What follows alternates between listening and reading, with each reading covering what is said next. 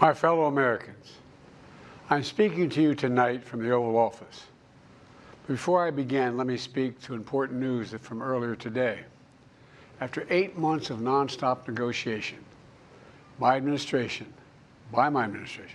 a ceasefire and a hostage deal has been reached by Israel and Hamas, the elements of which I laid out in great detail in May of this year. This plan was developed and negotiated by my team and will be largely implemented by the incoming administration. That's why I told my team to keep the incoming administration fully informed, because that's how it should be, working together as Americans. This will be my final address to you from the American people from the Oval Office, from this desk as president. And I've been thinking a lot about who we are and maybe more importantly, who we should be. Long ago in New York Harbor, an iron worker installed beam after beam, day after day. He was joined by steel workers, stonemasons, engineers. They built not just a single structure, but a beacon of freedom. The very idea of America was so big, we felt the entire world needed to see. The Statue of Liberty, a gift from France after our Civil War. Like the very idea of America, it was built not by one person, but by many people, from every background and from around the world.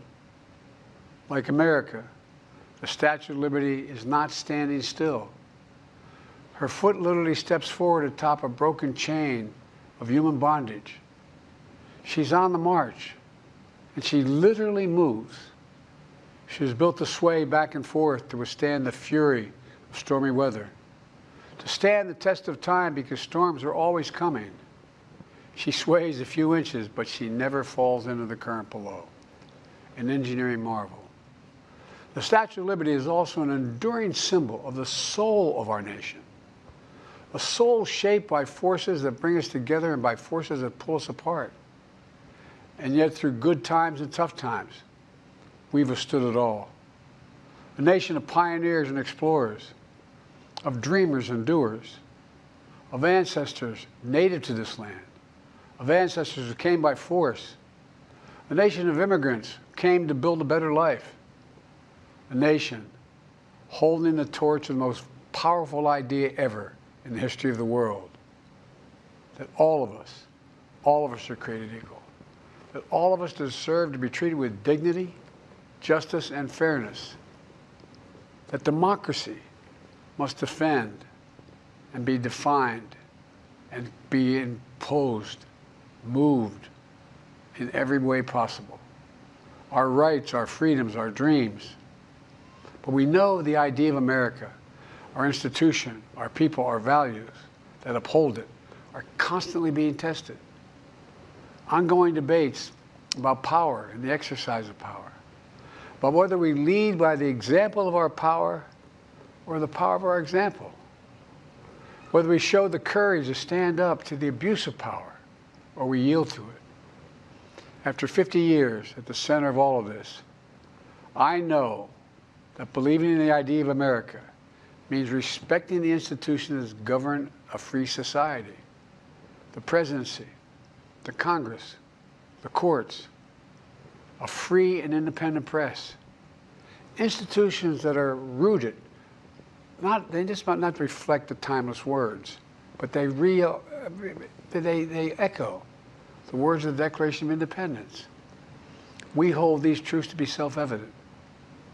Rooted in the timeless words of the Constitution, we the people. Our system of separation of powers, checks and balances, it may not be perfect, but it's maintained our democracy for nearly 250 years, longer than any other nation in history that's ever tried such a bold experiment. In the past 4 years, our democracy has held strong. And every day I've kept my commitment to be president for all Americans through one of the toughest periods in our nation's history. I've had a great partner in Vice President Kamala Harris. It's been the honor of my life to see the resilience of essential workers getting us through a once-in-a-century pandemic, the heroism of service members and first responders keeping us safe, the determination of advocates standing up for our rights and our freedoms, instead of losing their jobs to an economic crisis that we inherited. Millions of Americans now have the dignity of work. Millions of entrepreneurs and companies creating new businesses and industries, hiring American workers, using American products. And together, we've launched a new era of American possibilities. One of the greatest modernizations of infrastructure in our entire history, from new roads, bridges, clean water, affordable high-speed internet for every American. We invented the semiconductor, smaller than the tip of my little finger, and now is bringing those chip factories and those jobs back to America where they belong, creating thousands of jobs. Finally, giving Medicare the power to negotiate lower prescription drug prices for millions of seniors. And finally, doing something to protect our children and our families by passing the most significant gun safety law in 30 years and bringing violent crime to a 50-year low. Meeting our sacred obligation to over 1 million veterans so far who are exposed to toxic materials, and to their families, providing medical care and education benefits and more for their families. You know, it will take time to feel the full impact of all we've done together. But the seeds are planted, and they'll grow and they'll bloom for decades to come. At home, we've created nearly 17 million new jobs, more than any other single administration, a single term. More people have health care than ever before. And overseas, we've strengthened NATO. Ukraine is still free. And we pulled ahead of our competition with China. And so much more. I'm so proud of how much we've accomplished together for the American people. And I wish the incoming administration success, because I want America to succeed. That's why I've upheld my duty to ensure a peaceful and orderly transition of power, to ensure we lead by the power of our example. I have no doubt that America is in a position to continue to succeed. That's why my farewell address tonight, I want to warn the country of some things that give me great concern. And that's the dangerous concentration of power in the hands of a very few ultra-wealthy people. And the dangerous consequences if their abuse of power is left unchecked. Today, an oligarchy is taking shape in America of extreme wealth, power, and influence that literally threatens our entire democracy, our basic rights and freedoms, and a fair shot for everyone to get ahead. We see the consequences all across America, and we've seen it before. More than a century ago, but the American people stood up to the robber barons back then and busted the trusts. They didn't punish the wealthy. Just made the wealthy play by the rules everybody else had to. Workers want rights to earn their fair share. You know, they were dealt into the deal, and it helped put us on a path to building the largest middle class, the most prosperous century any nation in the world has ever seen. And we've got to do that again. In the last 4 years, that is exactly what we've done. People should be able to make as much as they can, but play by the same rules. Pay their fair share of taxes. So much is at stake. Right now, the existential threat of climate change has never been clearer. Just look across the country, from California to North Carolina. That's why I signed the most significant climate and clean energy law ever in the history of the world, and the rest of the world is trying to model it now. It's working, creating jobs and industries of the future. Now, we've proven we don't have to choose between protecting the environment and growing the economy. We're doing both. But powerful forces want to wield their unchecked influence to eliminate the steps we've taken to tackle the climate crisis, to serve their own interest for power and profit. We must not be bullied into sacrificing the future of our children and our grandchildren. We must keep pushing forward and push faster.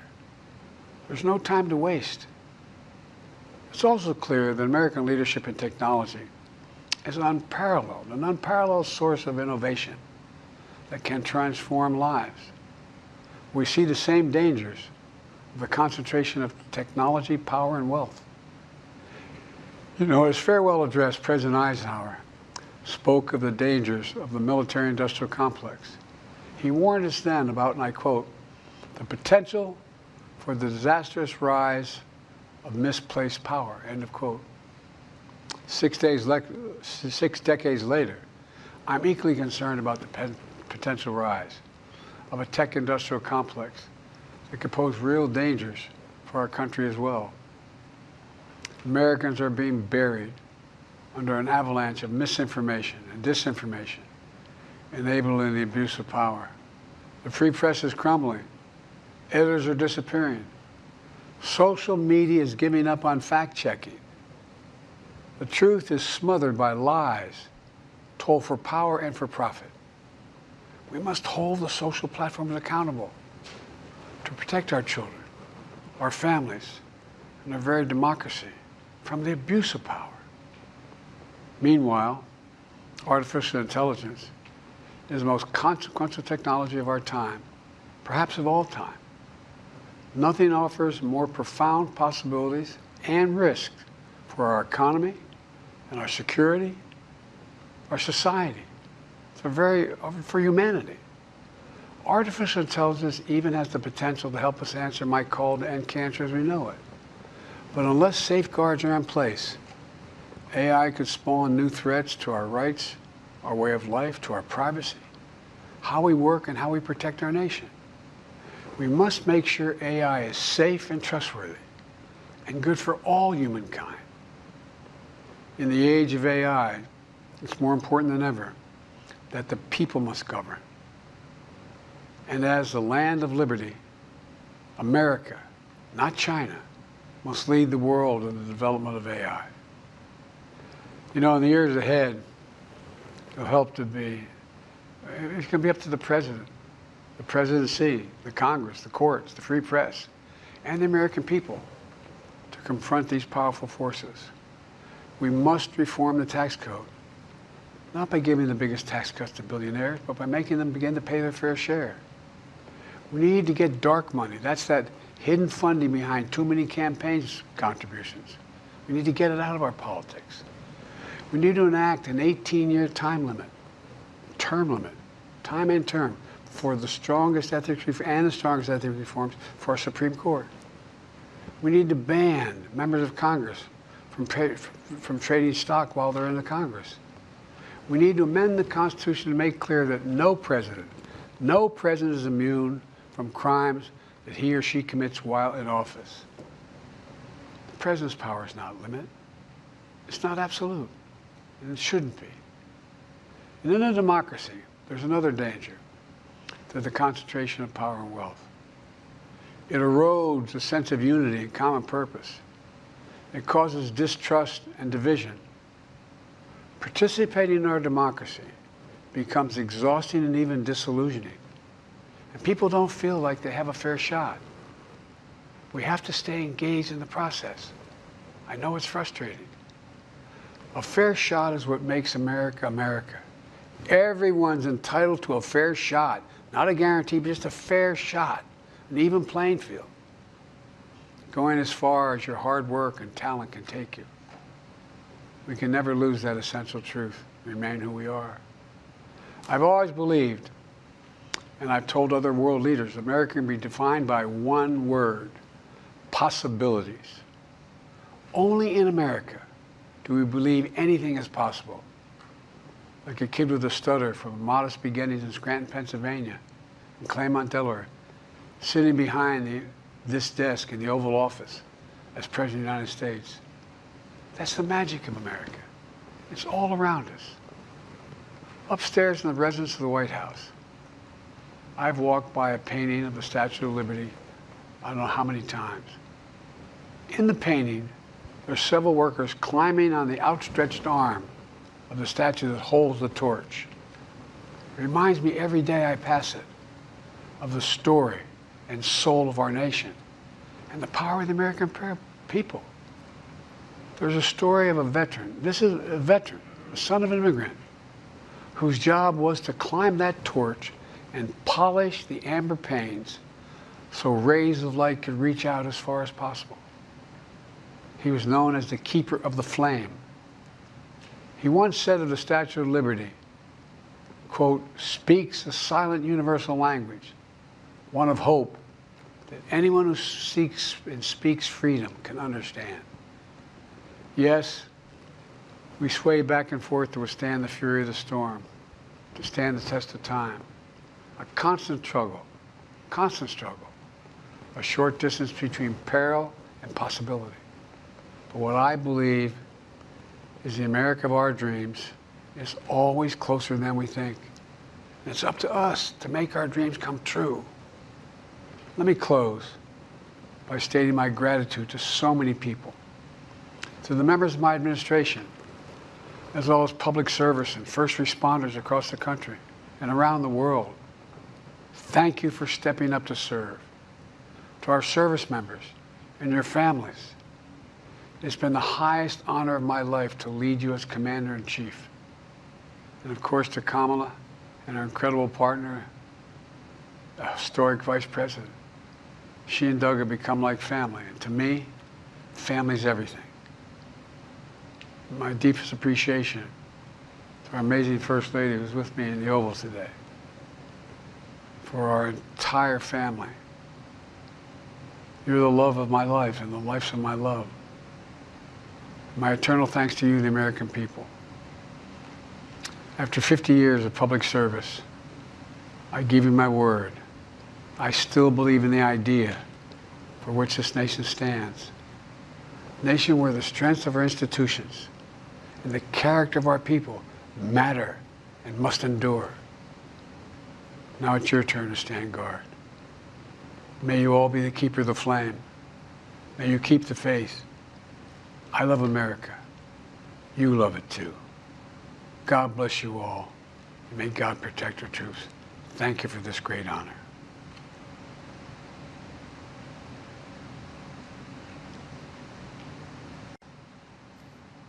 Clear.